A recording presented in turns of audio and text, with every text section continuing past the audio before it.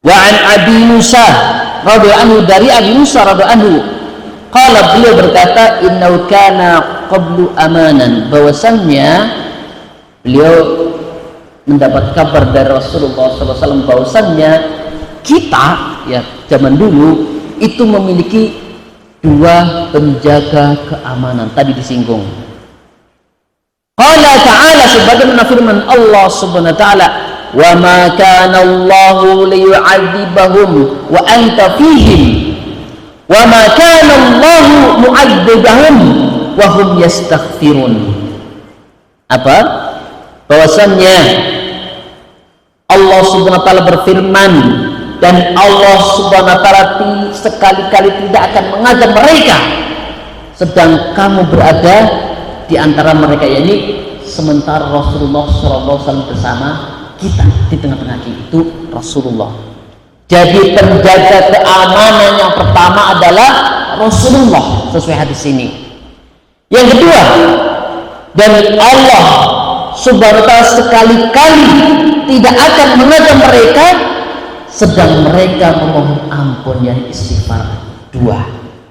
Jadi penjaga keamanan yang kedua adalah senantiasa istighfar. Ya. Jadi kita yang di sini setiap hari merutinkan istighfar, berarti kita termasuk yang andil untuk mengurangi murka Allah Subhanahu wa ta'ala. Ya. Amannya desa kita ini, ya, salah satu sebab diantaranya adanya orang-orang yang melazimkan, mengistiqomahkan, merutinkan istighfar. Jadi kita semua ketika rajin berzikir dengan istighfar memiliki andil dengan izin Allah untuk meredam kemurkaan Allah Subhanahu wa ta'ala. Sementara di Prambanan ini ya sumber-sumber kemaksiatan masih ada. Amannya Prambanan ini salah satu sebabnya, salah satu sebab meredamnya murka Allah ada di antara kaum muslimin yang merutinkan istighfar. Karena di sini ya kata sahabat Abu Musa, wa ma kana Allah liyu'adzibahum wa anta fihim, ini sudah tidak ada. Penjaga keamanan yakni Rasulullah sudah tidak ada di tengah kita. Yang kedua, wa ma kana Allahu mu'adzibahum wa hum yastaghfirun, sekali-kali Allah tidak akan mengadab kalian. Untuk siapa? Wa hum yastaghfirun, bagi mereka yang senantiasa istighfar. Ya. Jadi tertahannya Allah dari mengadab hambanya, ya, ada orang-orang, ada kaum muslimin, ada hamba-hamba Allah yang rutin istighfar. Ya. Di dalam riwayat lain dari Qatadah berkaitan dengan ayat ini, yakni wa kana ba'du ahlul ilm yaqulu, dan ada sebagian ahlul ilmu yang mengatakan huma amanan anzalahuma. Di dalam ayat ini ada dua penjaga keamanan. Fa amma ahaduma famato, yang satu itu sudah pergi meninggalkan kita, yakni Rasulullah sallallahu alaihi wasallam, yakni Nabiullah Nabi Muhammad sallallahu alaihi wasallam. Wa ammal akhir fa abqahu Allah rahmatun baina adharakum al istighfar wa taubah, dan ada pun yang terakhir Allah membuatnya tetap ada. Fa abqahu Allah rahmatun baina, sebagai bentuk rahmat untuk umat manusia. Siapa? Al istighfaru wa taubah, istighfar dan taubatnya dari hamba-hambanya. Itulah bagian dari sekian banyak dahsyatnya istighfar meredam kemurkaan Allah Subhanahu wa ta'ala. Ya. Jadi alhamdulillah bersyukur kita punya hati yang tergerak untuk istighfar, ya. Hati yang peka ketika ada kemaksiatan, kita berusaha dengan ikhtiar, yakni beristighfar kepada Allah Subhanahu wa ta'ala. Kemudian qala ta'ala wal mustaghfirina bil ashar, dan orang-orang minta ampun di waktu sahur. Kata ulama, ini adalah waktu yang terbaik untuk bertaubat, untuk beristighfar kepada Allah Subhanahu wa ta'ala. Di antara waktu-waktu yang lain yang semuanya silakan beristighfar, dan waktu yang terbaik adalah istighfar. Qala Ibnu Katsir, berkata Ibnu Katsir dalam tafsirnya, dalla ala fadilatin al-istighfar waqtul ashar, petunjuk keterangan bagi kita waktu yang terbaik, yakni paling utama beristighfar di waktu sahur. Jadi ketika panjenengan selesai tahajud, tumpahkan kesalahan panjenengan di hadapan Allah Subhanahu wa ta'ala. Pernah boten jenengan ngaku sengaku-ngakunya semua kesalahan selama seminggu misalnya, nek tahajudnya seminggu sekali, ya. Pernah boten jenengan ditumpahkan semua kesalahannya semua kepada Allah sambil ngerengek-ngerengek di waktu sahur. Makanya kata ulama, seandainya belum bisa menangis, merengek-rengek minta ampun kepada Allah, belajar paksa. Ya. Terkadang ada orang nonton drama nganti mewek-mewek nih Bu. Pernah Bu nonton drama mewek-mewek? Atau ada orang menghayati lagu sampai nganti termehek-mehek istilahnya, sampai mandi air mata hanya dengerin lagu.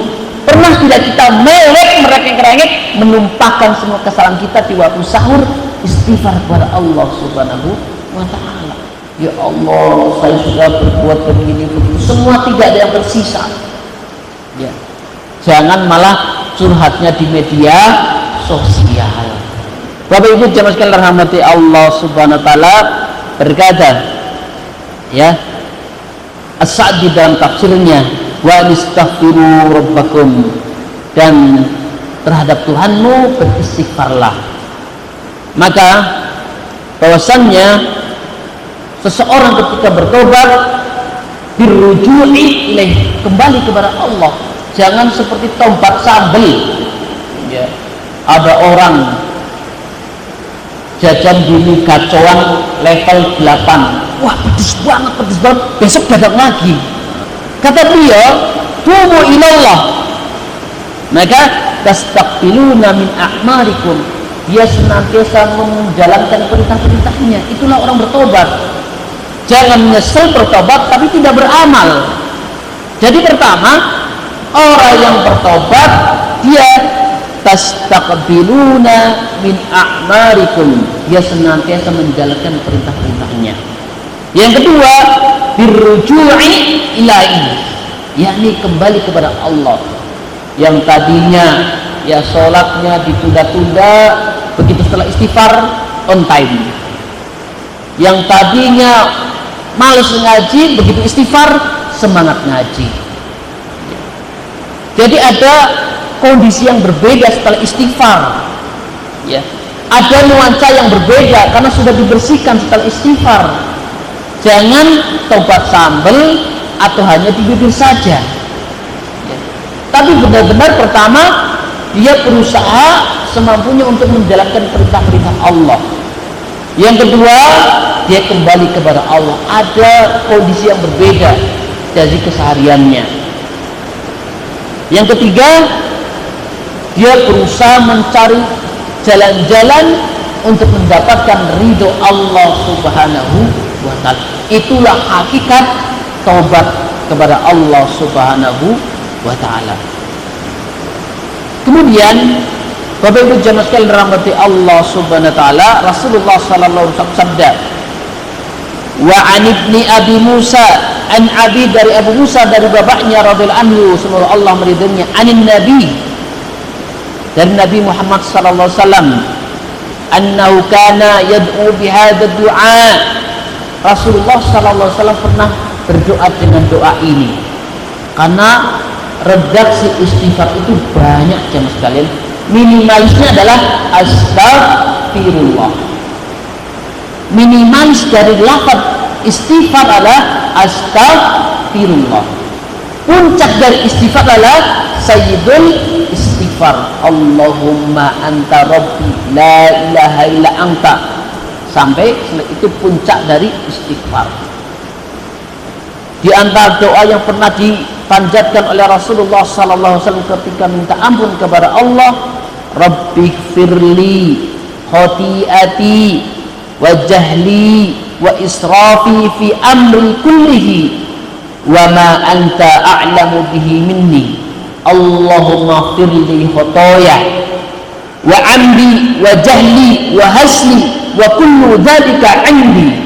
Allahumma firli ma qaddamtu wa ma akhartu wa ma asrartu wa ma a'lantu, antal muqaddim wa antal muakhir wa anta ala kulli syai'in qadir. Ini diantara sekian banyak redaksi istighfar yang diajarkan oleh Rasulullah SAW. Tapi yang paling tinggi adalah sayyidul istighfar. Panjenengan membaca minimalnya adalah pagi dan petang, ya, pada subuh dan pada asar. Sayyidul istighfar, ya. Ya Tuhanku, ampunilah kesalahanku, kebodohanku, dan perbuatanku yang melampaui batas dalam segala urusanku, serta apa yang Engkau lebih mengetahuinya daripadaku. Ya Allah, ampunilah kesalahanku yang disengaja, yang tidak disengaja, dan hanya kuruan, dan semua itu ada padaku. Karena terkadang jamaah sekalian, kita itu tidak sadar berbuat dosa, niatnya bercanda, tapi sadar kita terkadang nyakiti orang lain. Atau terkadang komentar di WA, di grup itu ada yang sedang tidak bombong, tersinggung, gimoten. Nah, itu terkadang yang kita tidak sadar. Maka di sini yang hanya kuruan dan semua itu ada padaku, kata Rasulullah.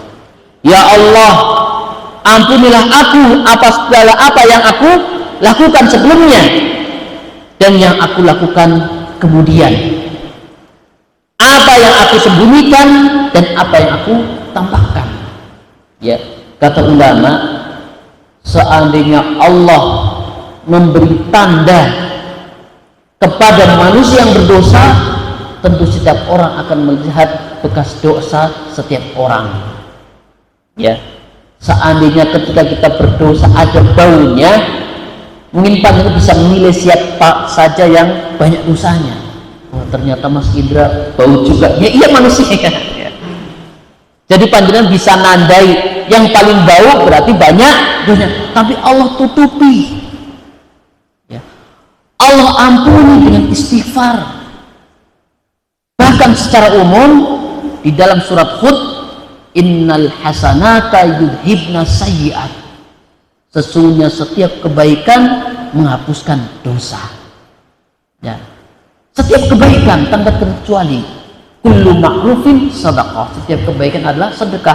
Innal hasanata yudhibna sayyi'at, setiap kebaikan amal soleh menghapus dosa. Makanya yudhibna ada nun taukid, penekan bahwa pasti apapun kebaikannya, dan ditegaskan oleh Rasulullah SAW, fa'at bi as-sayyi'ata bil hasanah tamkuha, iringilah dosa kemaksiatan bil hasanah dan kebaikan tamkuha. Kenapa? Kebaikan itu menghapusnya.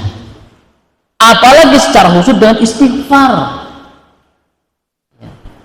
Dan wa an Aisyata, dari Aisyah radhiyallahu anha, beliau saksi hidup Rasulullah SAW bagaimana melihat 24 jam cara beragamanya Rasulullah, termasuk bagaimana istighfarnya Rasulullah SAW. Beliau mengatakan, kana Nabi SAW yukhtiru ay yaqula fi ruku'ihi wa sujudi. Beliau SAW memperbanyak di dalam ruku dan sujudnya, subhanakallahumma rabbana wa bihamdika Allahumma firli.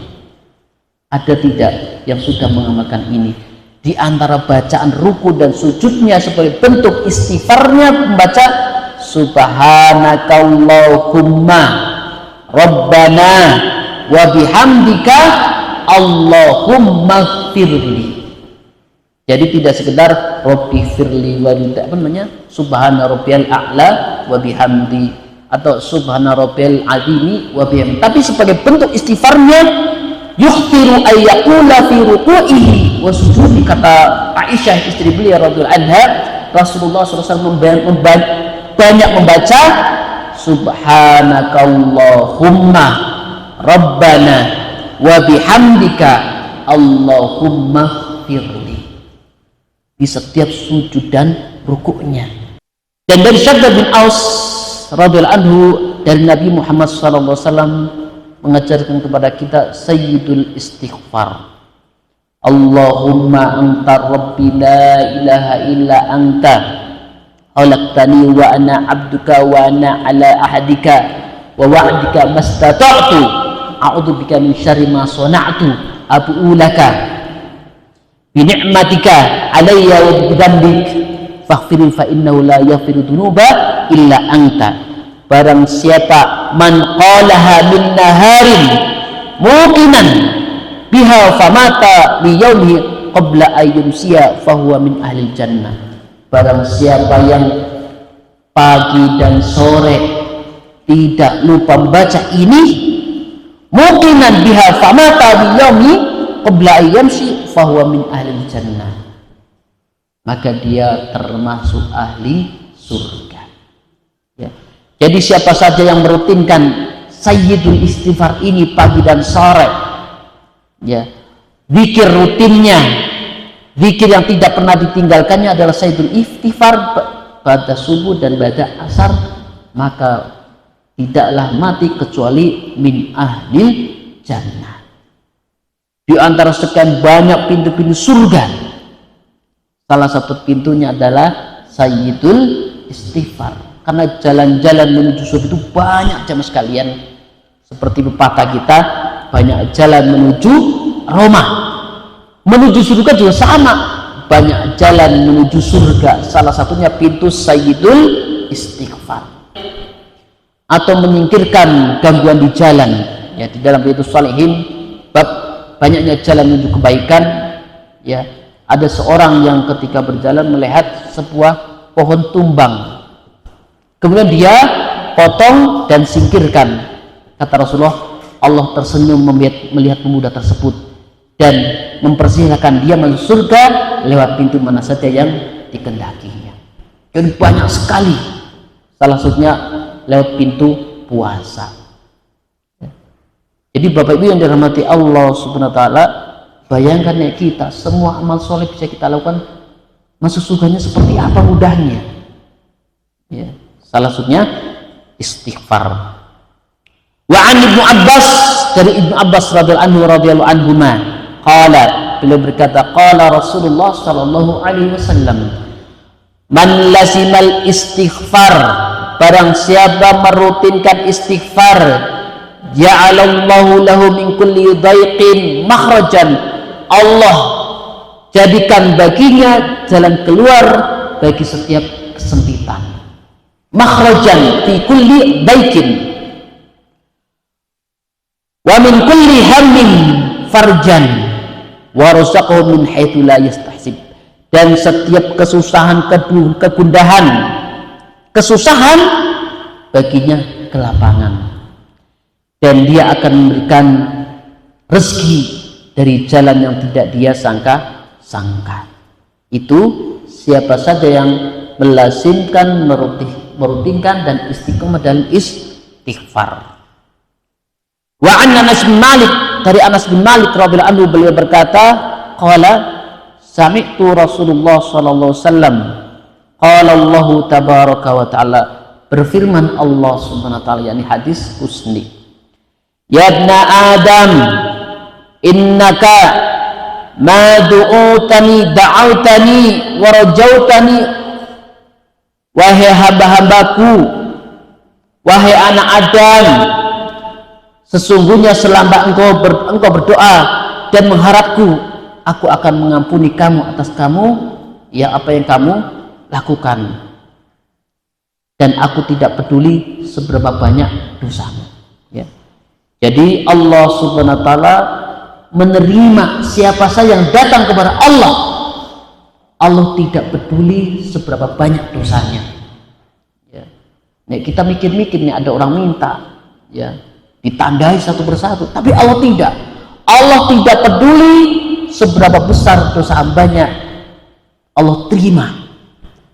Wahai anak Adam, seandainya dosa-dosamu mencapai puncak langit, kemudian kamu memohon ampun kepadaku, niscaya aku akan mengampuni dan aku tidak peduli. Masya Allah. Nek kita tidak maaf, tidak ada maaf bagimu. Sampai-sampai di media sosial lewat ya POV, nggak tahu POV itu apa ya, jadi curhatan istri kecewa dengan suaminya, akan aku tuntut engkau di akhirat nanti. Masya Allah. Ya ada itu. Ya mboten neten nggih teng mriki Bu. Ya jadi ini panjenengan sampai hari ini rukun adem ayem, berarti panjenengan sudah memberi pemaafan lebih dari 1000 kali. Ini buatan nyatanya masih rukun. Alhamdulillah, luar biasa ya. Panjenengan Bapak Ibu sekalian sudah memberi istilahnya 1 juta pemakluman. Suaminya pandai memaafkan, istrinya pandai memaafkan.